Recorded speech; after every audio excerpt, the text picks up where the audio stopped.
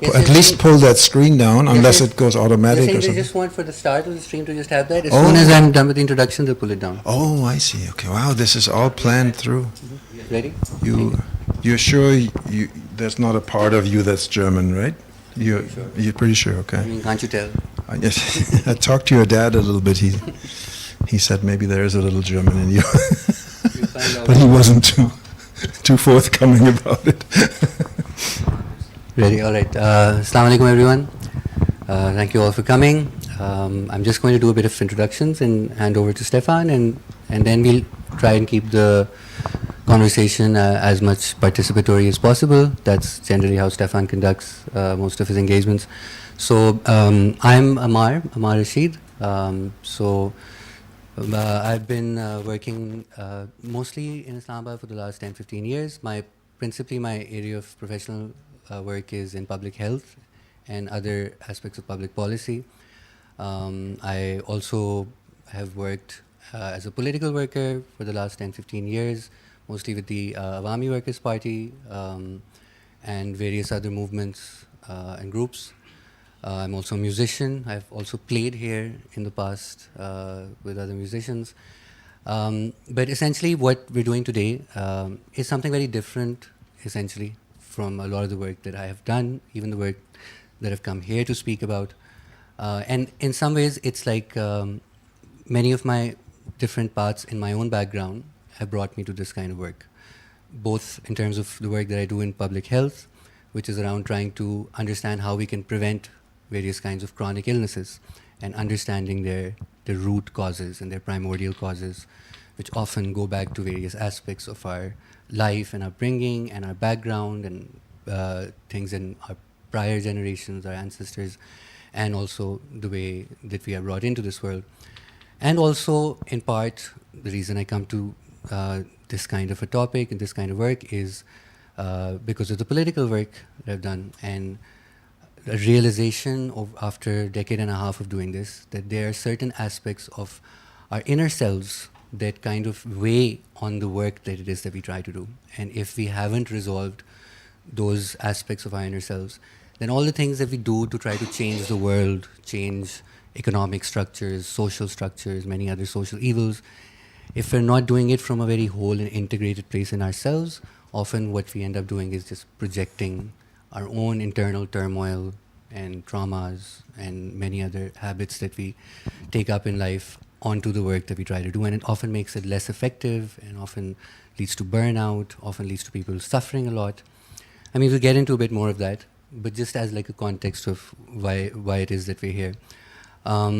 Stefan, to just introduce him, he's a very difficult person to introduce because he does a whole lot of very different things.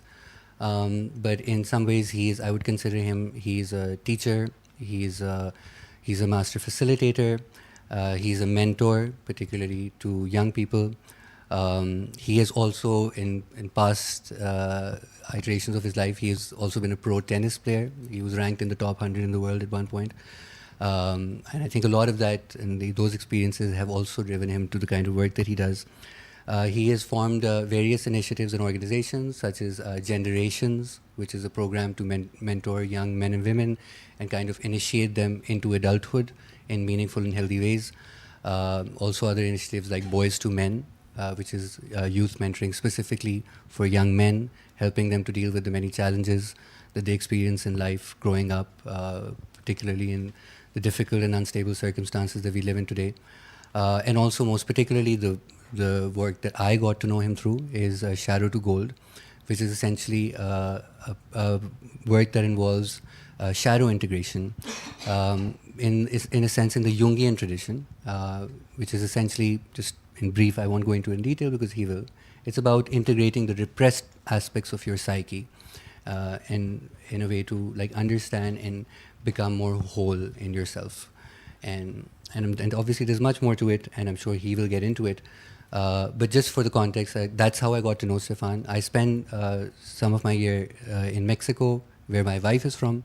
So that's where I got a chance to attend one of Stefan's workshops on shadow work. I went into it as a participant first, and it was incredibly transformative and very incredibly healing. experience, and since then I have also helped staff some of his workshops to help other people go through that process. And this time he was coming to India this month, so I thought it would be a good opportunity. He's never visited Pakistan before, so I thought it would be a good opportunity to get him to visit and sort of introduce him to Pakistan, introduce Pakistanis to Stefan, because I really feel like this is the kind of work that we can benefit from in Pakistan, particularly, and we'll get down to this more, because there is so much in our psyche, both at an individual level and at collective, national, cultural levels, that we repress. In many ways, we are a deeply repressive society, both what we do to ourselves and what we do to others around us. And I think this work is really, really instructive and helpful. And I think there's so many different implications and ways that we can use it in the course of our everyday lives, both on a personal level and at a collective level. So that's why I felt that he really needed to come here as an initial trip, and hopefully there will be more of these. So without any further ado, I'd like to give the floor to Stefan to talk more about shadow and why we feel it's important to think about and talk about. Stefan. Thank you, Amar. This is where you... Yes. Yay! Thank you so much for the invitation also to be able to introduce you. Now we're turning on the lights, okay? So you don't have shadows, right? You just heard, he just said those are the parts of ourselves that we hide, repress, and deny. So the answer is, do you have a shadow? You would say no, because you repress and hide and deny the existence of those, right? But then it's curious, because why would he say that if we don't? And maybe you do have a bit of a concept of that there's different parts inside of us, right? Which for some people also that seems like what do you mean different parts and shadows and what is that? But I see this, he mentioned my background in tennis. I see this so often, even in myself until today, 60 years of tennis. And still I have this kind of thing where I talk to myself, right? Like I would maybe hit a double fault, and I would say, oh, I knew this was coming.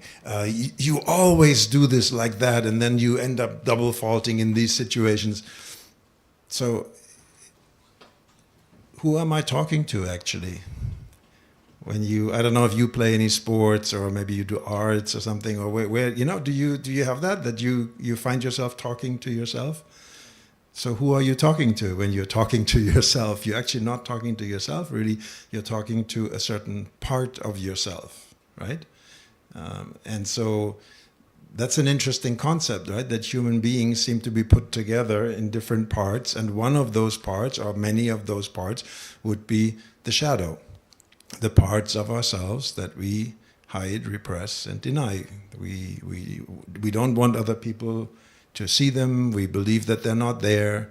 And when we start to become a little bit more aware of that there are shadows, it is often a big, big revelation, right?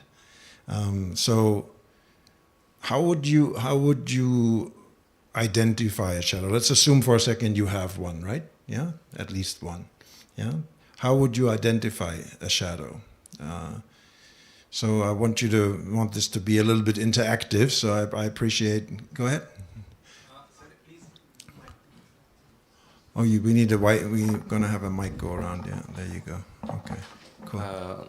I'll ask my best friend to point out those aspects which I can't see, and he's seeing them. That is a really great way of doing it. Yes. That's a really interesting way. We can't see those parts of ourselves very well, but other people can. As a matter of fact, when we talk about the cost of the shadow, it becomes often very obvious when we dive into this, go a little deeper, right? And this is really like a bummer, It's like, the people who are most impacted by our shadows. Who are they?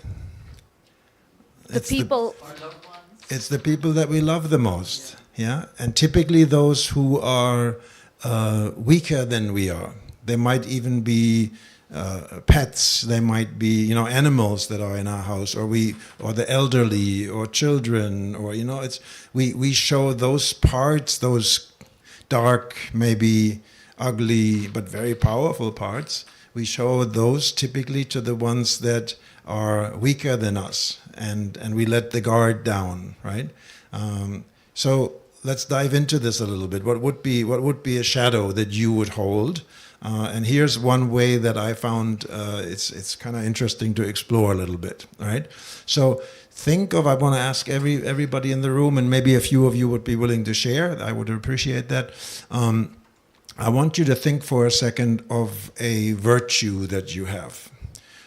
Maybe something in the context of shadow that could be titled your light. What is your light? Right? What is a particular talent that you have, or a quality that you bring to the world? Again, maybe friends would point this out. Yeah, but you're really good at that, Did you have an example in what comes up for you? What might, and I know sometimes it's a little hard because it feels like you're bragging about yourself, right? But you're kind of, it doesn't have to be, like totally unique. Nobody else on the planet has this. It doesn't have to be like that. It's more like just something that you would say, yeah, I am like that. I don't fail at that. I consistently show up like this, right? Does anybody have an example maybe from your life? Go ahead. I think I'm very stoic. Things don't get to me. Stoic. Yeah. Things take very easy. Stoic, don't lose temper. Yes, yeah. I'll repeat a little bit. The gentleman behind you. Empathy, yes, that's a really good example, right? I'm very empathetic, compassionate with people. What's another one from how do they say in politics, across the aisle? Yeah. Authentic expression of thoughts. That's something that I want to hold myself accountable for. Authentic expression, authenticity. Authenticity, yeah, that's a quality. I'm kind of honest, and I'm able to take a hard look at myself, and then like I'm expressing what's really going on for me. Not a lot of filters that make me look polite and nice for people. All that. Okay, wonderful. Yeah, just so hold on to that, right? So that's your light. Let's call that your light, right? And you would own that this is something that's really true about you, right? Nothing wrong with that. So then, how do we get to the shadow? Well, we turn that to the opposite. We turn it almost like harshly to the opposite. If you have a nicer version of the opposite, then forget that and go to the harsher version of it, right? Where you feel like you're judging yourself. Yes. So maybe stoicism would go into. Sometimes I might lose my temper. You lose it. You freak out. Yes. You lose your temper. Okay. How are we doing with empathy and. Being selfish, yes. I put myself first. I don't care about people, right? Okay. How are we doing with authenticity? Is there ever a place where you kind of navigate, you try to get around the honest truth that you feel, and something happening for you here. He's going like, oh yeah, something like that happens to me, right? Yeah. So is that true? Is it can you accept? Maybe it's hard to when you say like, I lose my temper, this is pretty obvious in a way, right? But maybe the empathy, right? When you go like, you're really thinking about, I'm going to take advantage of this situation. I'm going to make this about me and not be empathetic for other people. This time I count, right? This is your wife, or she seems to be excited about what we're talking about. She's going like, that's him, yeah. Forget the empathy part. So here's an example from my own life, and this really hit hard. I can't emphasize this enough. I went like, no, that's not true, not at all. It's really not true. I mean, for like 10 minutes, I was arguing with myself. My parts were talking to each other. So the thing that I would claim is a virtue that I carry is I'm generous. I'm generous. Yeah, and so I turn that around. What's the opposite of generous? Maybe like, miser, being stingy. Like holding on. Like being conditional in a way. And so I went like, no, I'm not that. I'm not. That's not true. This whole thing is not working. I don't have that. This shadow thing doesn't work. It's not true. And then I went like, oh my God. Because I saw in one very, very far corner of my psyche, I saw this thing about, hold on, I am actually stingy. And you know who I'm stingy with and very, very consistently stingy with is my children. I'm stingy with my children. And I'm particularly stingy with my stepchildren. This is the person talking that when my new wife came into my life with her 3 children, we have 3 and 3, it was one of the first things I said to her. There is no step here. I'm not stepdad, they're not stepchild, we're one family, you, me, 6 children, that's it. And there's no distinction.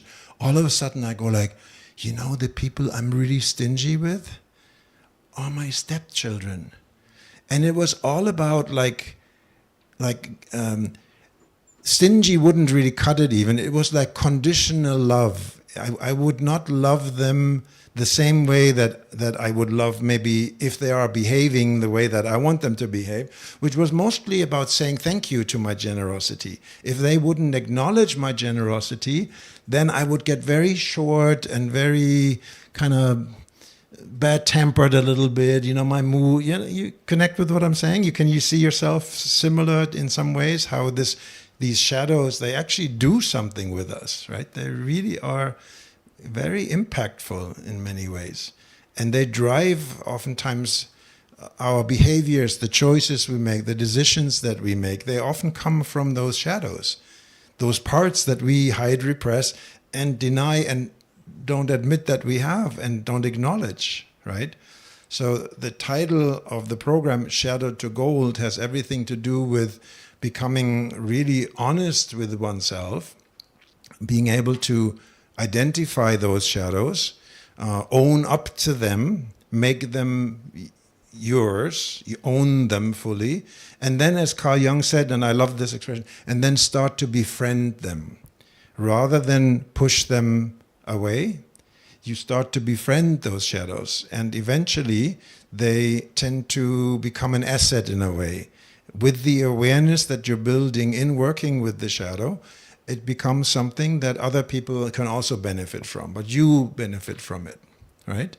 Any questions or comments or thoughts? I think, I don't actually know how is there a clicker or something that we can, because this is a very beautiful eye there, but there's a little bit text. What's that? Oh, I see. Okay. Yeah. So this is we're a little bit behind, so to speak. So if you can click a few times, this page will actually fill with about, 10 words, And any of those maybe that you came up with where you say yeah, this is my light. I have a healthy sense of pride, or I have resilience, right? And then when we look a little bit closer and we turn the meaning around, we go like, hold on, resilience? I'm not resilient. That's where I break down. That's where I lose it. That's where, I get dependent on other people, Like I'm just using the one that I can see up here, right? Yeah? Can we maybe hear a couple of examples? You seem to be seeing something as I was talking. Would you be willing to share a little bit about it?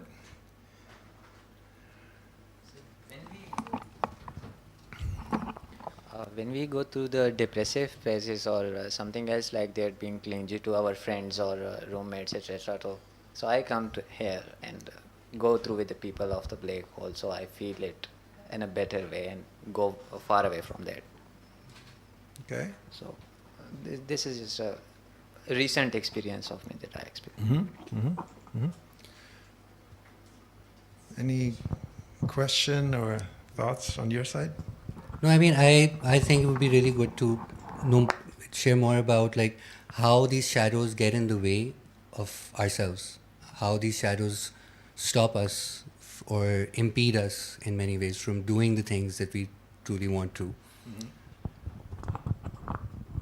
Yeah, are we ready for that? Yeah? Maybe we can go to the next slide. I think it says something about hide, repress, deny. We covered that, right? And so There's the next one coming, and that's actually oh, there you go. Thank you. That's actually a quote from Carl Jung, I believe. Yeah, there you go. Would somebody be willing to read that? Go ahead, please.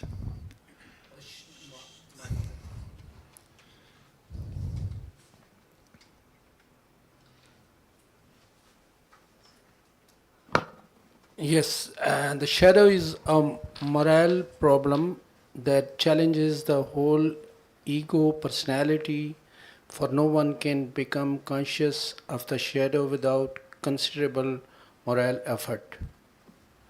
Carl Jung. Not me. Yes. Well, what do you hear? What is he saying here? What does this mean? It challenges our belief of us. The challenge is it's okay. It's okay. It's okay. Just it's okay.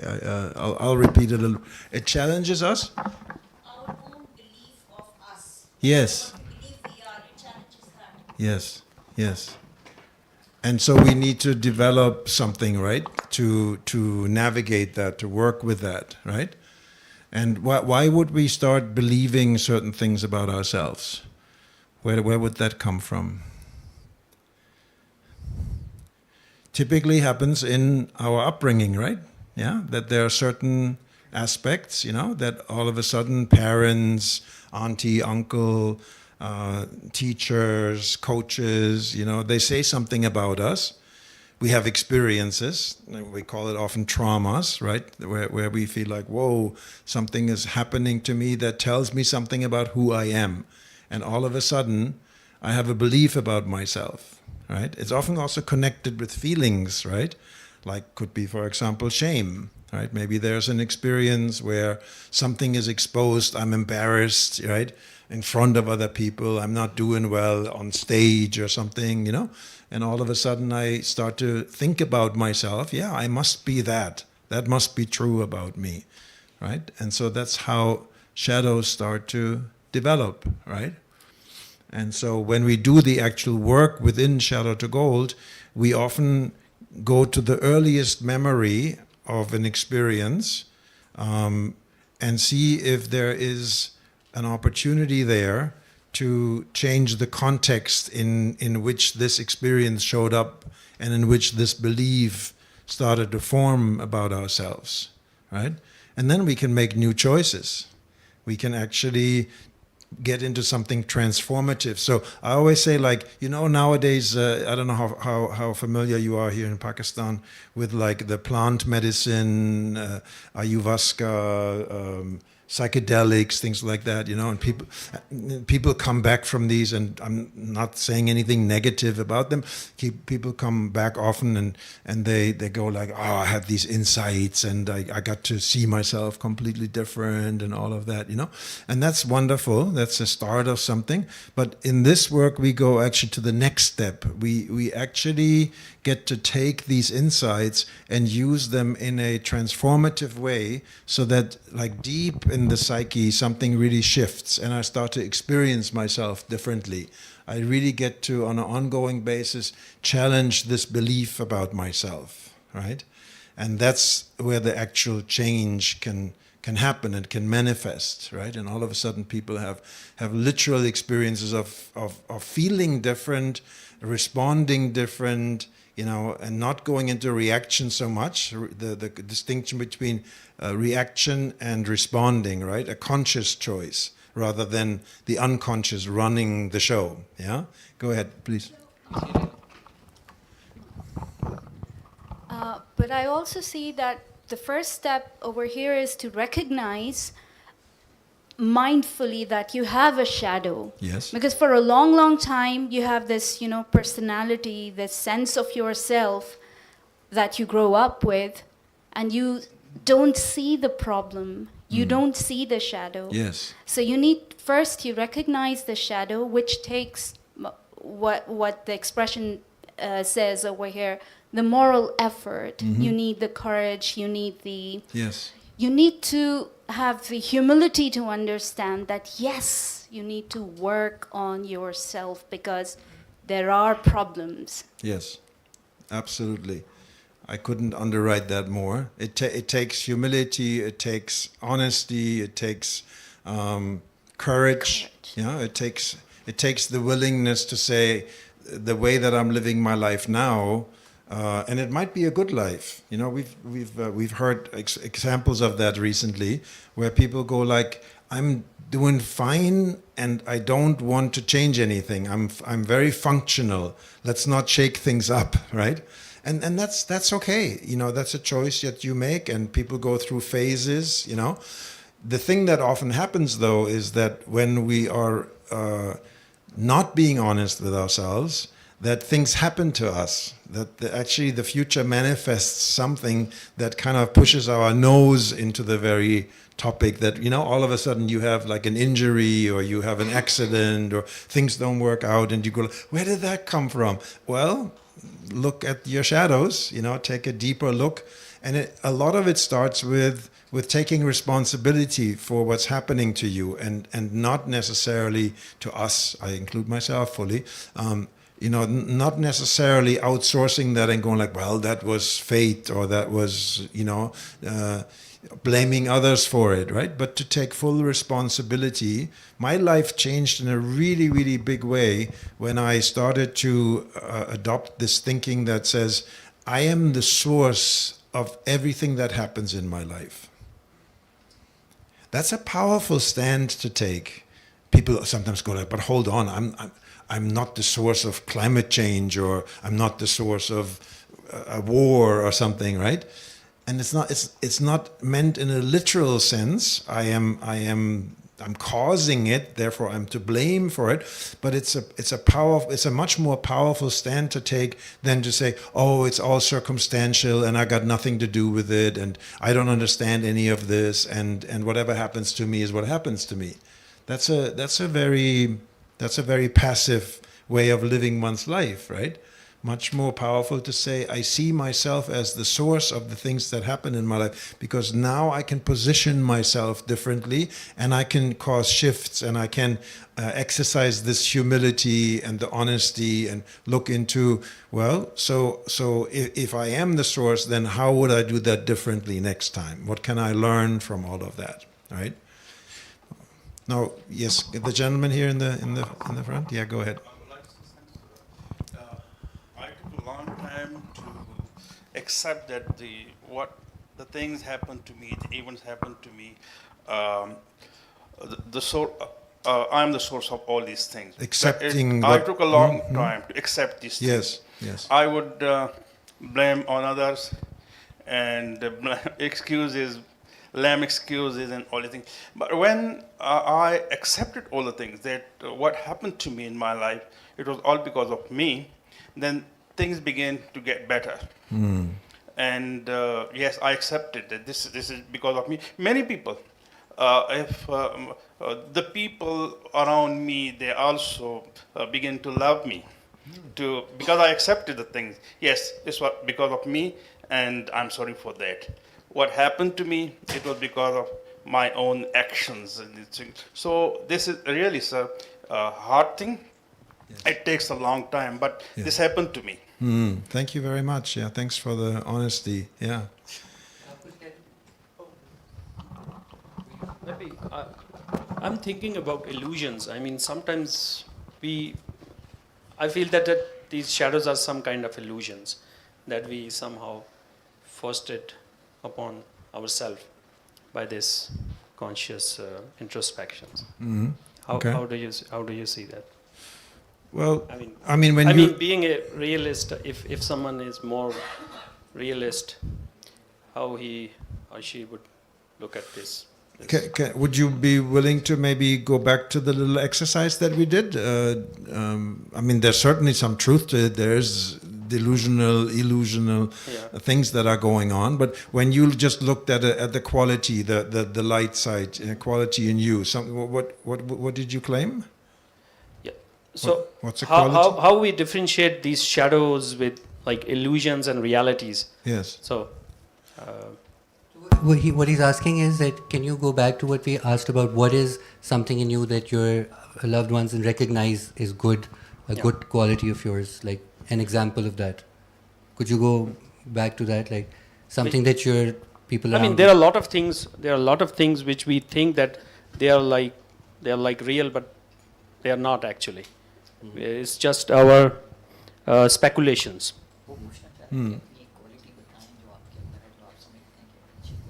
In my case, Yes.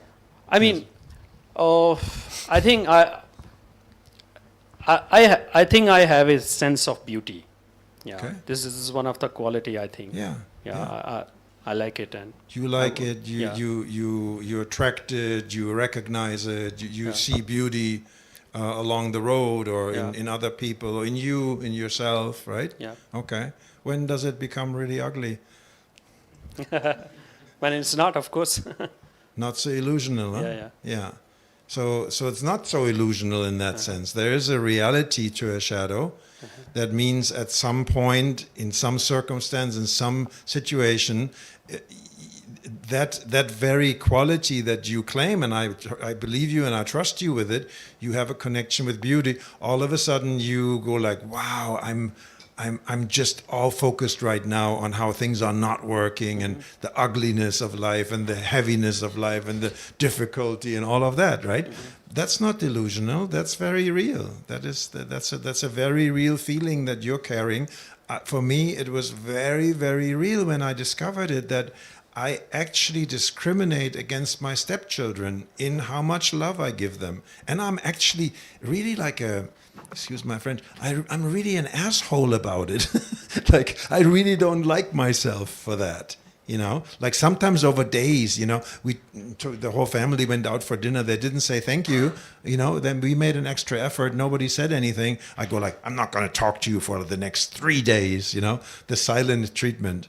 Now there's nothing illusional about that. My kids went like, what's going on with him? What did we do? You know, all they did was not say thank you.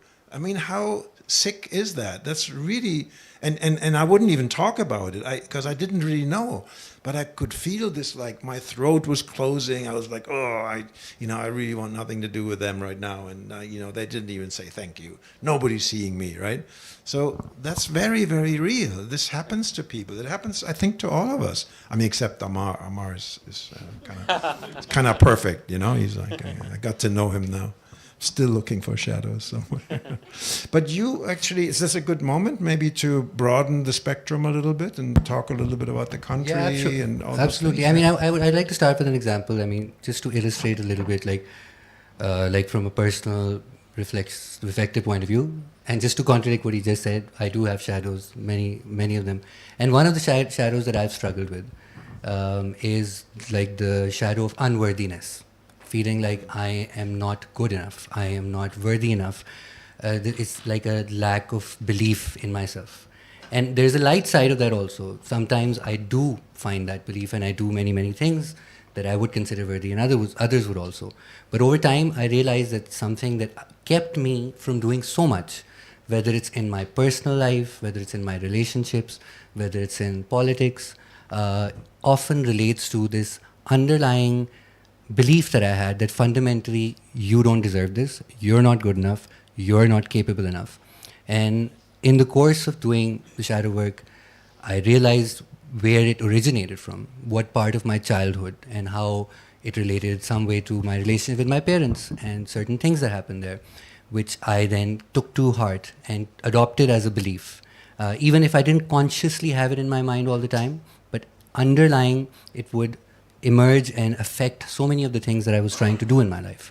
So, and I've seen this, it's not just me, I've seen this in so many of the people I've worked with. People who otherwise society might regard as agents of change, people who are trying to do good in the world. But even they are suffering from such severe, crippling paralysis that relates to their own sense of unworthiness. And this brings me to the next part of what I want to talk about, that shadows are often not just individual. We all have them.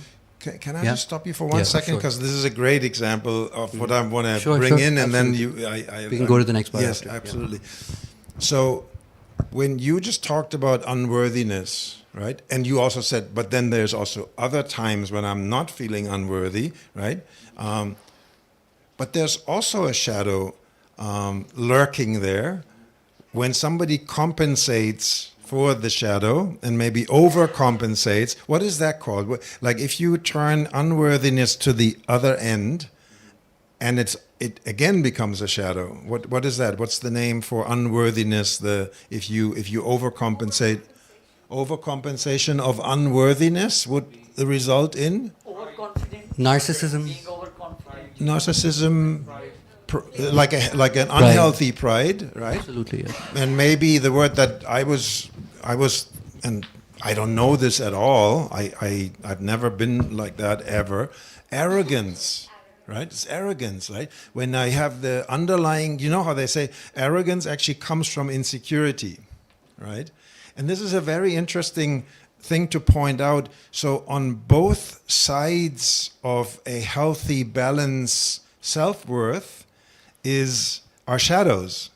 In this case, one side is the unworthiness, like beating yourself up and I don't deserve it and all that stuff. And on the other one is like, now I'm becoming a bully, I'm a narcissist, I'm arrogant, So it's a little bit like you can have too much or too little. In both those places, your shadows are lurking. There's a healthy balance in life, right? There's a pathway where it's kind of safe and where the light lives. Do you know by any chance who are the people on the planet who don't have a shadow? Since we said pretty much everybody has a shadow. Maybe we can click to the next one. I love this picture. That's why I'm bringing it up. They don't, okay? And well, how come?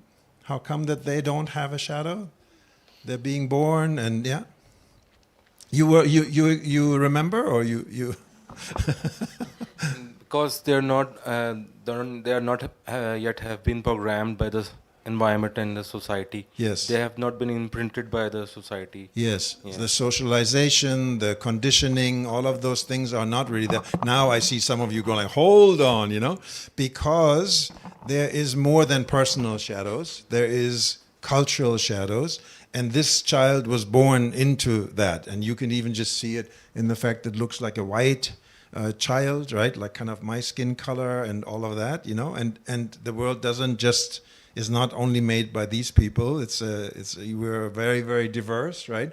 So it starts with those kind of imprints, and we have our ancestral, our lineage, our inheritance, and all that, That's powerful stuff. That even babies bring shadows to the world before anything happens to them, which is more the personal stuff, where the beliefs, you mentioned in the back, like, the beliefs start to kick in. This must be who I am because I'm being treated like this, or I'm having these experiences, or these things simply happen to me a lot, right? You have a question? Yeah. It's also, can we say, the term used by Jung, ego personality, because the baby, the child at this stage has not developed an ego personality. So, with ego personality, you have the other side of the coin, and which is the shadow. Mm-hmm. So the shadow starts to grow as you start developing, nourishing an ego. Yes, yes. A sense of self. Yes, I love how you say how we do this and how is this working for you? How we're doing this whole thing? It's I love for this to be interactive. If anybody's completely lost, please raise your hand and go like, what are we talking about? Like I don't have shadows, and I don't, yeah. But I think everybody's pretty engaged, right? Yeah, wonderful. Cool. I really appreciate your inputs and your questions and suggestions. So you wanted to say something about the cultural context? Yeah, absolutely. This is one of the reasons for me that I really wanted to bring Stefan here. Principally, and I've spoken to many therapists. I've spoken to people around here when I was inviting him, and I realized how few people are, even in the therapeutic domain, are aware of what shadow work involves. And for me, since I've started to learn about this work, it's been very, very interesting to me how many of these shadows operate at a collective level, in terms of like specific societies, specific cultural groups, racial groups, religious groups, often have shadows of their own, often built over generations and generations. of circumstances that they've endured and how they've responded to them, things passed down from parent to parent. And for me, when I think about Pakistan, I sense that there are shadows that we are all very, very well aware of, that we talk about, that are the subject of movements even here, subject of fierce conflicts, subject of things we don't talk about. I mean, one of the very obvious examples to me is, for instance, how we deal with issues of abuse, particularly of children in our society, and how that's something we don't like to talk about, like most people. And even if they occur, they're often silenced and okay, this happened, let's move on, let's not make a big deal out of this. Similarly, there's many other issues around violence. And then, what I was talking about with myself also, issues of self-belief that many of us experience individually. I feel like we collectives, as also like a nation, as a country, there's often a sense of like, we can't do anything. Obviously, we are doomed to just underdevelopment, or we're doomed to violence, or we're doomed to insecurity, we're doomed to poverty. That's just who we are. That's, it's very unlikely something will improve. So, and when you start to learn more about this work, you realize there's so much shadow here that we're carrying. And it's, again, I don't think, for instance, there is an illusory aspect to it, like you said. There's obviously not true that we can never amount to anything. So many of us have amounted to something. So many of us have done such good work. But at the same time, there is a sense of, it is based at some level on our history and on our circumstances of the various traumas we've undergone as a society in our own history, the many things we've done in our past, or the state has done that we're ashamed of, that we don't like, and that we feel is somehow intrinsic to our identity. So I just wanted to, would you share maybe a bit more about cultural shadows and how they operate in your experience, how you've seen them, and how we can also think about addressing and confronting and integrating those? Well, I mean, you just said a lot about it. It's especially when it comes to those taboo topics that we are not talking about that here, right? That's where the shadows lurk, right? And shame-based situations where it's embarrassing. We don't want to own up to our own behavior, and or not doing something. Sometimes we don't protect people that are under our protection, and we don't step up. And so there's many cultural things. I come from a culture as a person who was born into Germany. I hold that heritage. I carry that, and as I said before, I see myself as the source of that. It's a powerful stand to take. I was not alive at the time. My father actually was 1 year below the draft age. At the very end of the Second World War. So luckily he did not have to go. They drafted the 14-year-olds, but he was 13 at the time, so he was not drafted. And so there's not even much of a family involvement on my part. But it's a powerful thing to say, this is in my upbringing, this is in my blood, runs through my veins, and I need to take a hard look at that and start to own up to those parts of myself that could be, racist, that could be tyrannic, that could be like sending people into a gas chamber and kill them. I mean, oh my God, do I have that inside of me? Right? Would I be able to do that? And to be honest about that with oneself, Will I do that? No, because there's also other parts of me, but can I own the part that would be capable of doing? You heard about these studies that they do sometimes in regards to violence and all, and how quickly people go, once they are in a position of power, how easy it is to abuse this power, right? It's so seductive, right? And all of a sudden people don't even know themselves anymore. Well, that's shadow. That what comes out is those shadow parts. They become very, very powerful, right? So this is a very, very delicate dance, because on both sides of a healthy, balanced lifestyle live those temptations and these really dark, places that we can sometimes drop into, culturally and individually, right? Is it any other? Go ahead, please. I find this very interesting. I don't know much about it, but the fact that your own personal development, which sometimes feels very selfish and very privileged almost, Yes. but can impact a positive outcome through the shadow work can impact your family, can impact society at large, and we can all get better. That's very powerful. That's a really good place to start. You know, he mentioned it. I do a lot of men's work, and with boys, also with young men, and we're not doing a great job with our offsprings to guide them into adulthood. You know, the whole notion of elderhood is very much lost in the world, and therefore, how are the young people going to learn, really? Are they, you know, we just outsource all of that into the schools, and the schools end up with all of these issues.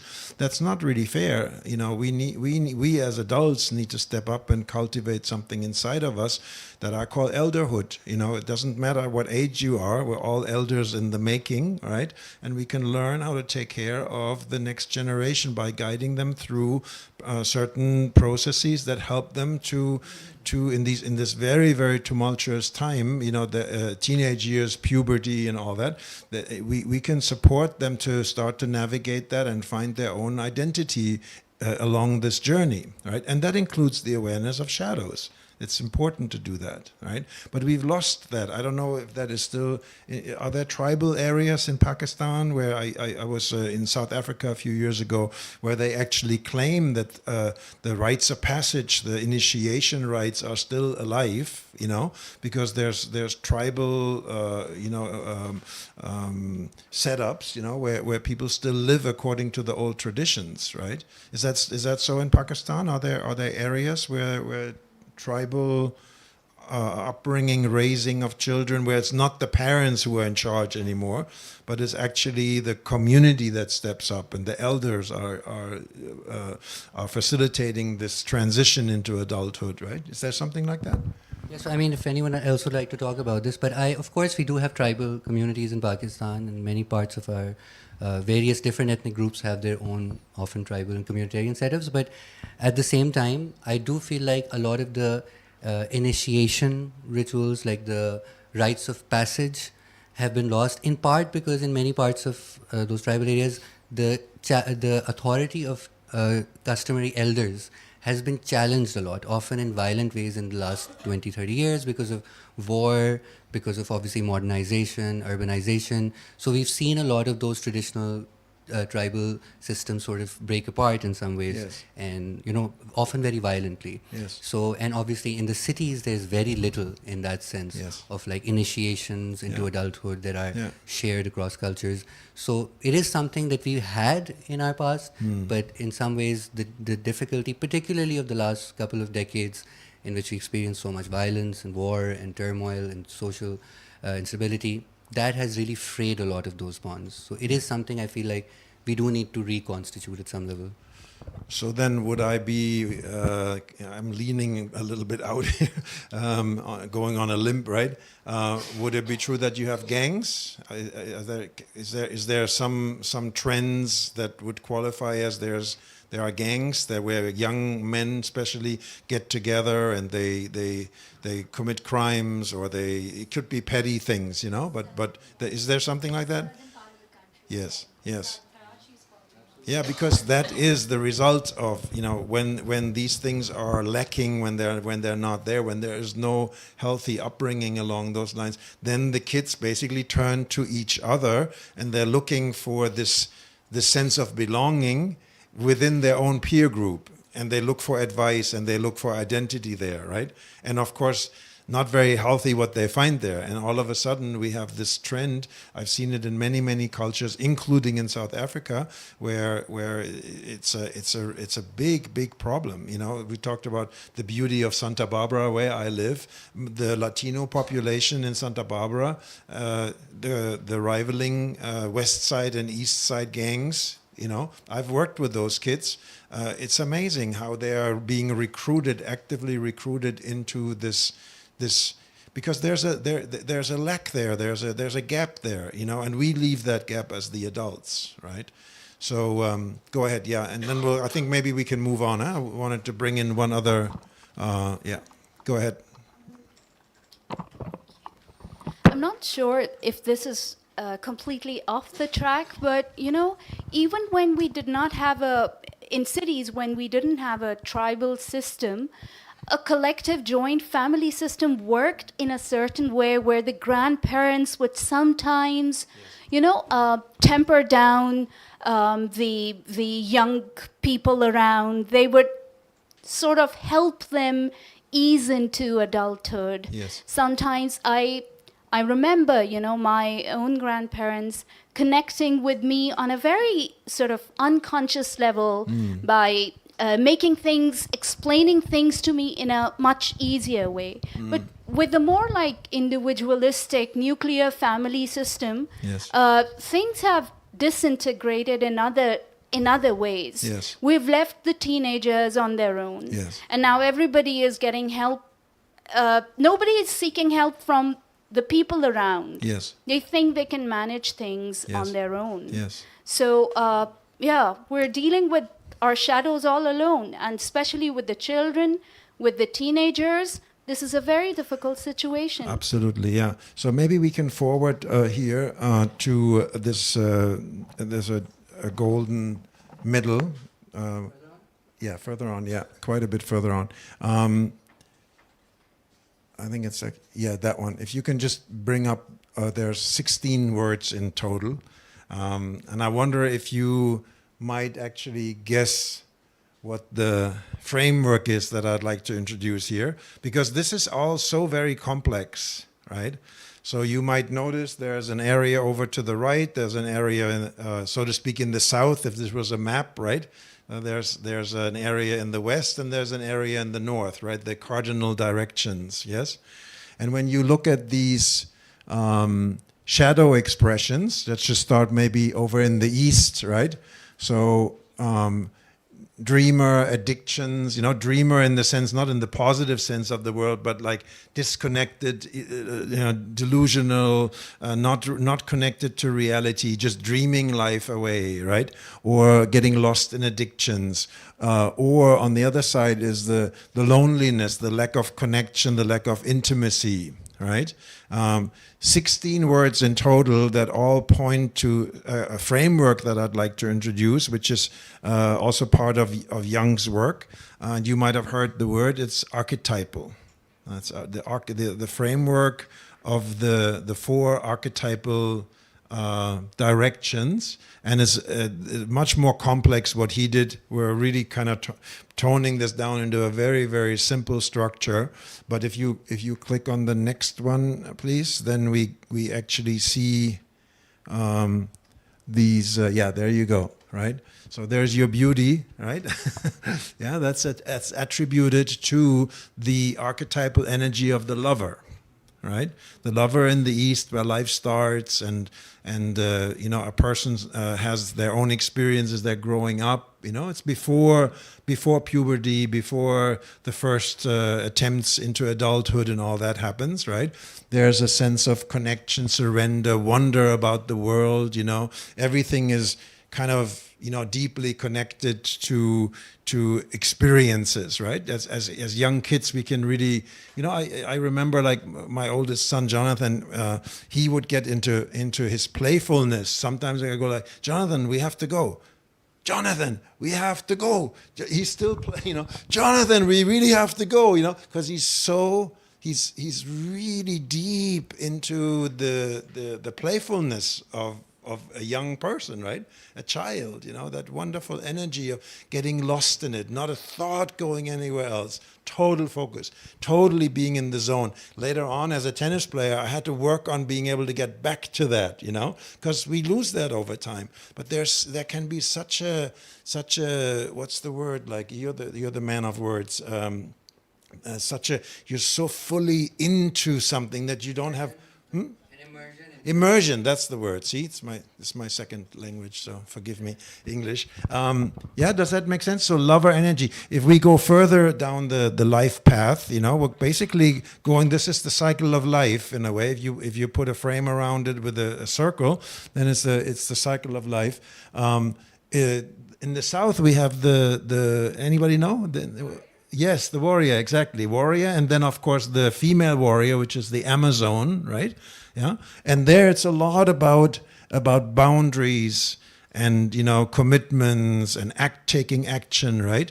And often it's about learning how to be in service, to be aware of my surroundings, and to support the tribe with my decision making. Right? Very, very important transition into becoming an adult, because if one of the young warriors shoots the arrow prematurely into the village, in the neighboring village, war happens, right? The tribe might be erased, right? So of course they brought up their young men in a more conscious way, because the survival of the tribe was literally dependent on the maturity of the young people. And not just the boys. The girls would learn in their own ways, and there was a less formal initiation. But for the girls, oftentimes it had a lot to do with menstruation kicking in, and all of a sudden the women would step up, the elders, the crones, would be there supporting the girl to understand what life is about and what happens in the body and all these kinds of things. The boys, nothing. Nobody shows up for us men. I'm excited, so many men being here. Did anybody show up for you and go like, hey, let's go, I watched you, you're ready, you're becoming a man now? Nobody shows up for us, right? We don't have that anymore, and it's really, really missing. Right? A lot of shame around that.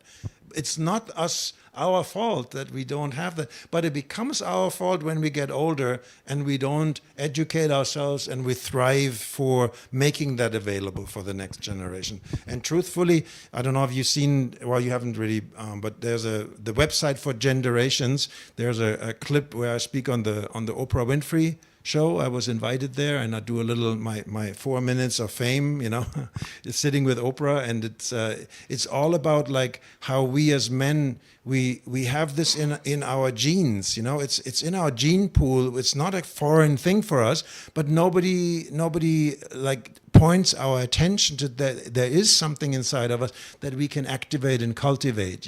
Once we do that, it's often a very, very fearful interaction, because at first we're not familiar with it, and anything we're not familiar with we fear, right? So we push that away. But that was also part of my experience. I wanted nothing to do with teenagers. I want to keep them as far away as possible, until I realized I need to step into the very thing that I'm most afraid of, to then have a growth experience around these things, right? So in the South, we have all of this stuff. South, as you're following, right? The cardinal directions, right? That's why I say in the South is the circle of life goes around into this area of young adulthood, right? Where we have our first experiences of responsibility and stepping into service and, being useful, being productive, getting into action, right? We study and we become something, right? But yeah, so all over here are shadows, right? And we'll talk a little bit more about that. Then we go over into the Western cardinal direction. Actually, this is more complex than. Can we go back one slide? Yeah, no, back one, backwards. Yeah. So yeah, actually that's nice. So we have the wings here, and So now we're in the magician land, and the crone or the witch, right? The female magician. This is, somebody mentioned this earlier, where miracles happen. This is where we start to understand life in a bigger way, and creativity and curiosity are very important here.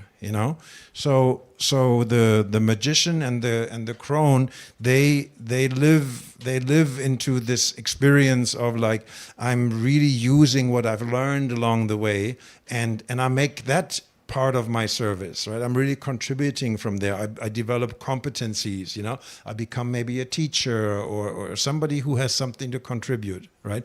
An architect, people that are artistic in many ways, right?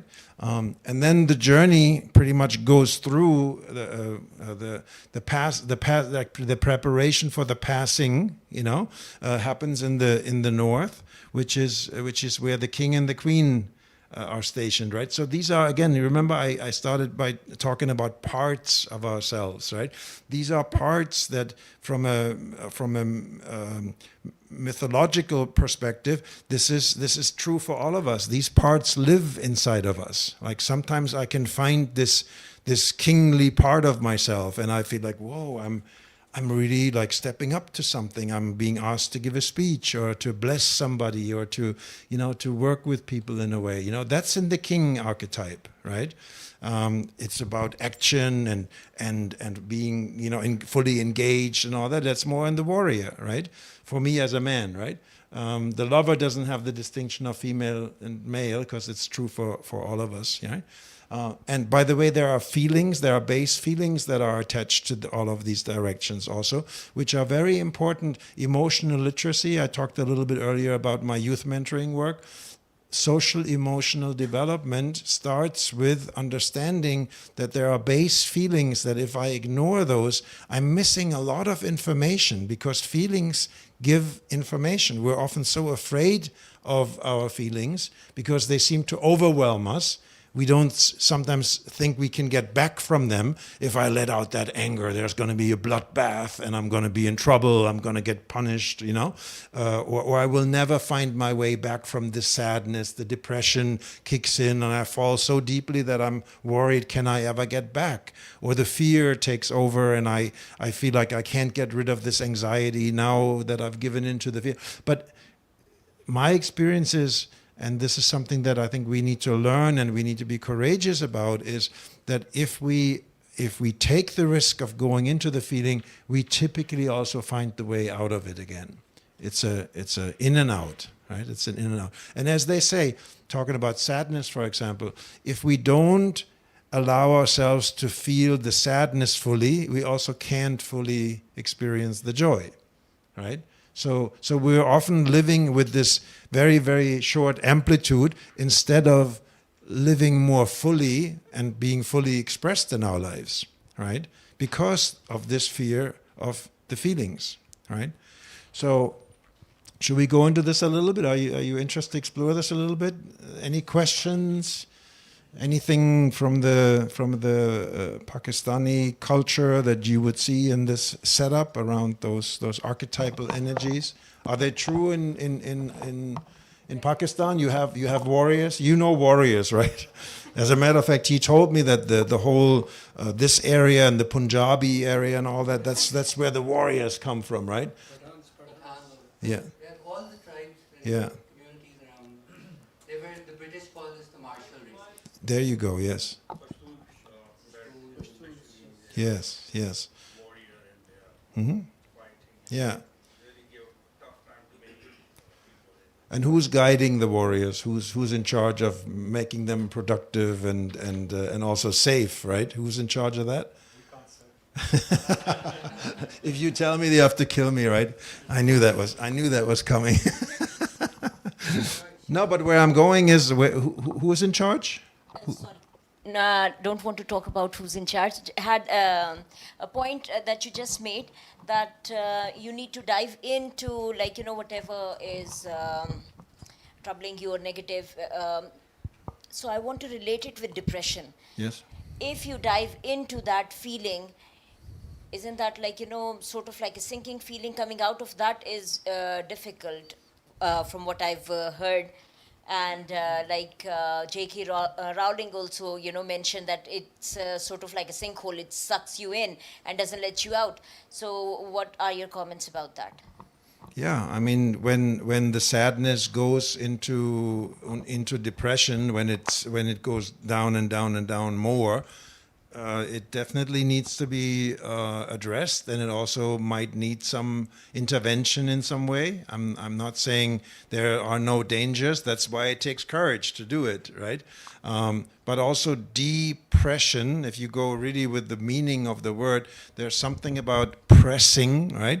And the person who is in danger of getting depressed might need to press against that and press the other way to come back up, right? But again, when young people start to understand these things, then they are much better equipped dealing with maybe a phase of deep depression. Maybe there's a heartbreak, or there's a good reason for being sad, but they learn to actually move through and come up again, right? So yes, there are examples of people who need intervention, who need support, who need the community, maybe even a short time of medication. There's wonderful stuff out there, therapy, counseling. There are so many ways of addressing the situation, but it all depends on a young person having somebody to turn to. He introduced me as a mentor, and I think I'm doing a pretty good job working with kids, with teenagers especially, to create a trusting relationship so that they are willing to open up and talk about these things, which often as adults we fail to establish this relationship with them, and then not only do they go into isolation, but we also go into isolation. We, as old people, we are also very isolated. We also don't know how to relate anymore, right? And that becomes a real issue. So that's something that we can start doing something about. I would love to introduce my school program here in Pakistan. I was just in Kodaikanal in Tamil Nadu in the hills at one of the elite schools in India, in Kodaikanal International Boarding School. I did a 1-year program there to train facilitators and to enable them to now run the program from within the school.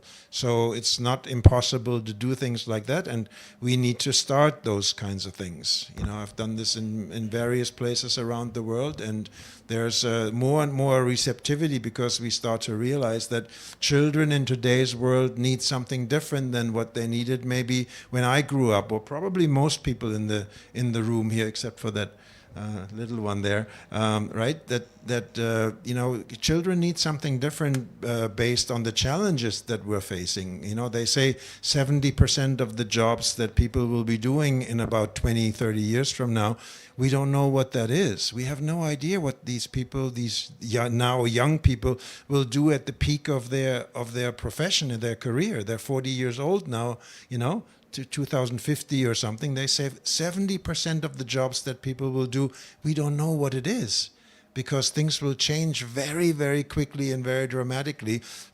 I've been using that quote for 20 years now or something, and now in the last half year or something, it feels like, wow, this is actually really true. This is happening because AI. I don't know if you follow it. There is incredible shift coming our way. It's already happening in a really big way, and it will even go faster. And a lot of people will lose their jobs, and a lot of changes in many, many different ways that we're not prepared to deal with. And kids will not have jobs, which is, I think also that's a big issue in Pakistan, you told me, right? There's a lot of unemployment, and when there's unemployment, when young people don't feel useful, they start to create their own reality where they become useful in doing crime or doing, nasty things, and they're not contributing to society, right? It's a really big problem. So unemployment is very poisonous, it's very toxic. You want to speak to that maybe? Yeah. I just wanted to just go back to what you were saying about depression and the idea of obviously not dwelling too much in a particular feeling. And obviously, I don't think Stefan meant to say that if you should be feeling all these feelings to that degree. I think what he's talking about is maintaining a healthy balance between feeling different kinds of feelings like sadness and anger and joy and fear. And in my experience, both with my own experience with shadow work and watching other people's experiences, one of the things I've realized is that many of us develop particularly unhealthy relationships with certain feelings over others. So, for instance, some of us immediately go to anger in any difficult circumstance, particularly men. We often, instead, even if it's a situation that's making us sad, we will immediately skip right to the anger. And so we then stay in the anger. So for many of us, the challenge is to get more in touch with our sadness sometimes and to understand that you can also feel that. But we're told we can't be sad as men, or we can't cry, or we can't be weak. Absolutely. And so, but for other people, it can often be that they have a very unhealthy relationship with sadness, and they can just quickly go straight to the sadness instead of expressing some healthy anger or expressing fear perhaps, and they just go. So it's obviously not about going into a particular feeling too much, but just having a healthy balance between the feelings that we are having and making sure there's not some feeling that you're skipping, and that's often related to our shadow. There is a certain feeling we decided at a certain point in our life that we're not supposed to be feeling, so we just develop habits of not feeling that. So yeah, I mean, we have very little time left. so if you want to I noticed also we only have about 5 minutes left. We But can you take notice another- here how we saying we don't need to go through the whole thing. This was actually a TED Talk PowerPoint presentation that I did a few years ago, and unfortunately the TED Talk never got published. I think the school where we did this in Mexico City actually made some mistake with the TED organization. I don't know what happened. They never disclosed it, but it got never published. And see, one of my German shadows is perfection, right? So I really worked with that today as I was thinking about meeting all of you and presenting this. I could have made this much nicer, but I'm okay with it not being perfect. Right, that's like a victory for me. I overcame my shadow of perfection. Yay. Yeah, so you see here on the outside, there's always that word healthy that repeats itself, and then joy, So there's healthy grief, healthy anger and aggression. Aggression is not something bad. Aggression is something that we need, Healthy fear, and then feeling joy, and to be able to really cultivate this emotional literacy inside of us, where we're willing to take these risks to connect with the feelings. That's a very, very important part in regards to shadow work, right? Yeah. So I think we can actually, this is super, super detailed and all that, and I'm happy to share it with you. We have your information, so if anybody wants this and has questions about it, I'm happy to go into it a little bit. But this is basically where the whole thing ends, is like the privilege of becoming who you truly are, fully embraced, fully whole, fully integrated. Yes, that's where the journey goes, really finding our way home to ourselves. And even as a culture, even as a country, to be able to say, okay, we, in this case here, Pakistan, we're finding our way home to who we truly are. And we don't need to have taboos or shame or guilt.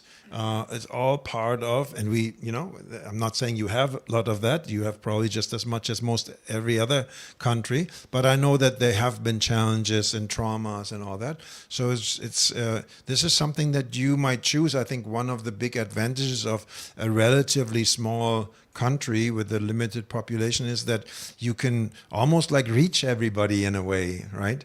And that's what makes me excited about being here. Maybe there's a way that we can start something that would really, over a few years and with good facilitation and all that, would start something that really helps not only individually but also from a cultural perspective to really bring Pakistan into a really good standing with themselves, that this is who you truly are to be, this is the potential that you are and that you can raise to, in the TED Talk. I have another TED Talk that I did on the youth program. I speak about India in that way. I know I'm going now. Can I say something about India? Because India is actually a nice country in many ways. They have wonderful roots in arts and dance and music and architecture and all that. And I challenge them basically to say, if we develop a vision for, based on these beautiful traits, but with an awareness of the shadows, something incredibly beautiful can happen. And we could actually be leaders in the world for this kind of stuff, because you have we talked to a gentleman yesterday and he said this so powerful. He said, we are one of the oldest civilizations on the planet. It comes from right here. This is the land where it came from, right? So, for God's sake, let's get out of our own way and start to move towards that, to fulfill that potential, right? Wouldn't that be cool? Yeah, and if I can make a little bit of a contribution to that, I'd be more than happy. Yeah? Thank you. Thank you. We can take a final round of comments and questions if anyone. So I'd just like to point out a befitting synchronicity at the moment. Here you can. Keep bringing it. So I would just like to point out a befitting synchronicity at the moment. Amar, you're holding a red book while we're discussing Carl Jung. So that's something. And secondly, I wanted to ask Stefan, regarding you said we leave the gaps as adults, right? Yes. So there's considerable communication breakdowns and strains Yes. that as a generation we have skipped and are skipping. Yes. We're not stopping for our generation. We're not stopping for our young ones. Correct. And I think that's partly because we're not exactly addressing the ambiguity, the unpredictability, and the uncertainty or the ethics around it or the future discourses. And we do not exactly have the right skill set to address that. And that's Yes. why we're afraid of communicating. And Yes. that communication breakdown leaks into and trickles down into the effects that we see today. Yes. So how do we sit down and address those, probably like develop ethics of ambiguity or something of that sort that it addresses that trickle-down effect? Yeah, I do think that it can be very useful and productive to have somebody who has a little experience in the field. But there are people out there, I would count myself amongst those, you know, and a code of ethics and all those kinds of things is extremely important to have, principles to follow, because when we work with youth, it's a huge responsibility we're taking on, right? I mean, it's kind of how do I want to say, it's kind of comfortable to not address these issues because I just go home in the evening and watch TV. Instead, maybe I want to go to a circle with some kids that where it becomes a little messy and a little challenging, and I go home and I have something to think about, you know. But what is more alive? Are you wanting to spend the evening in front of the TV, or do you want to spend the evening being alive and being challenged and stepping into, you know, outside of your comfort zone a little bit and growing yourself? I can't tell you how much I have grown from doing this kind of work. And the testament comes from my grandson. Like not too far ago, like he was like maybe 17 or something. One day he said to me, "Hey, Grandpa, you're so much more fun now." And I go like, "Yes." Adding on to that, why is that, like, once we have integrated our shadows, like the weaker ones, the weaker cohort, children, animals, all of like that energy gets like sort of attracted to those who have integrated their shadow? That's something that That's so interesting. You should say that. Yes, we always finish the class with cats will run away when you come home because they need to first check you out. Who are you now, right? Dogs will come and they just love this energy of transformation and wow, you're back. You know, that's really cool. Great point. Yeah, yeah. So for somebody mid-50s, is it too late? Should I bother? Or Yeah, it's too late for you. I mean, just as an example, I have seen people over the age of 85 like go through shadow integration processes and come out of it so joyous and so much more whole and so much more integrated with their families and so hopeful about what lies ahead, whatever remains of their life. So yes, at any stage of your life, when you have the calling, I feel it's possible and absolutely necessary, I feel. On Saturday or Sunday or something, on Sunday, we did a little 4-hour class in the Soul Sanctuary, like a spiritual center, and did a little presentation that his dad, 78 years old, came with us. I was like, wow, you're joining us? He goes like, yes, I'm coming, and I will be awake through the whole thing. And he was.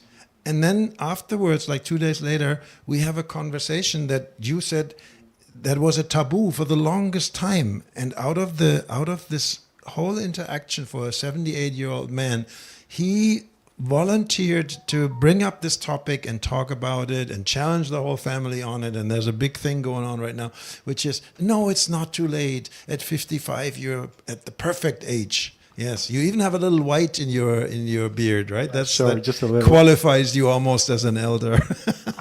So we do need to end. Let's make that the last question, please. Huh? Yeah? Please. Thank you very much for your talk and for your time. I take this opportunity because you are here. Can you advise us as a nation? I mean, we are in a mess. I don't know. And please be honest, without any hesitation. Can you suggest something which, as a nation, I'm talking about, which can bring us out of the present day issues, ranging from religious terrorism, economic issues, issues with our neighbors, issues with the whole world actually. There are only few friends which few friendly countries which we can, say that we are friendly with them. Yes. So without hesitation, Yeah. can you please, in 3 or 4 points, you can suggest something to Well, us? I'm sensing a bit of sadness in you. Is that right? Yes, it is. And I just want to appreciate you speaking to it. That's what we're talking about, right? Not to swallow the feeling and put on a nice face and wear a mask. That's a shadow, right? So I appreciate your sadness, and I also appreciate the messiness. You say like we're in a mess, but a mess has a lot of energy, right? And so you might just be like in some ways just a step away from using that energy to fuel that and catalyze that into some change, right? Because that energy is there. It's just a matter of how do you use it. Do you use it against yourself or do you use it for yourself, right? And so I to go any deeper would be really not appropriate for me, because I've really spent like 3 days or 5 days in Islamabad now, and in Pindi, right? Yeah, and I have not even seen anything else of Pakistan, and it would be very ignorant on my part to give advice. I'm actually not much into advice giving, anyways. You're gonna find your own path, but use the energy of the mess to start something rather than letting yourself be dampened by that in your expression, right? So, Stefan, if I could just, in relation to his question, I was just wondering, obviously we can't get into it in detail, but just a sense of the future aspect in terms of how our shadows sometimes affect how we can think about the future as a country also. Yes. Maybe you could speak to that a little bit and how... Yeah, so a big part of the Shadow to Gold program, if you ever are interested to join us, it's a very intense personal journey over 48 hours. And there's one of the 4 big important parts is the work on the future, and it's your own personal future. But of course, we have also a common future together, and that becomes so important because only when I'm really in touch with the vision for myself will I find the motivation to do the shadow work. Because as we said, shadow work is hard. It takes courage.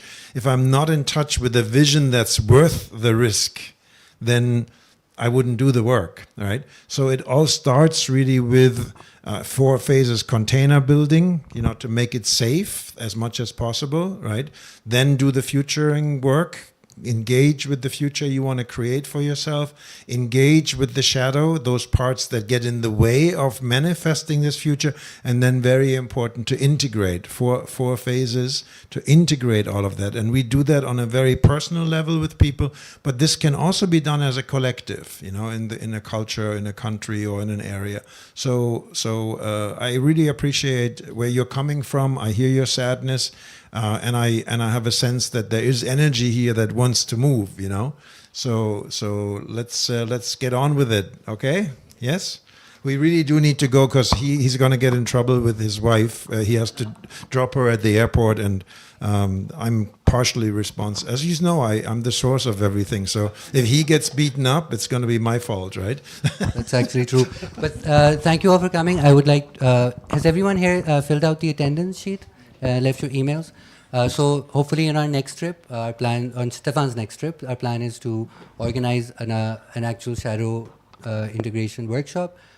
So if anyone's interested, if you leave your emails, I'll let you know when it's happening. And if anyone would like to sign up for that and other work that Stefan does, we'd really appreciate it.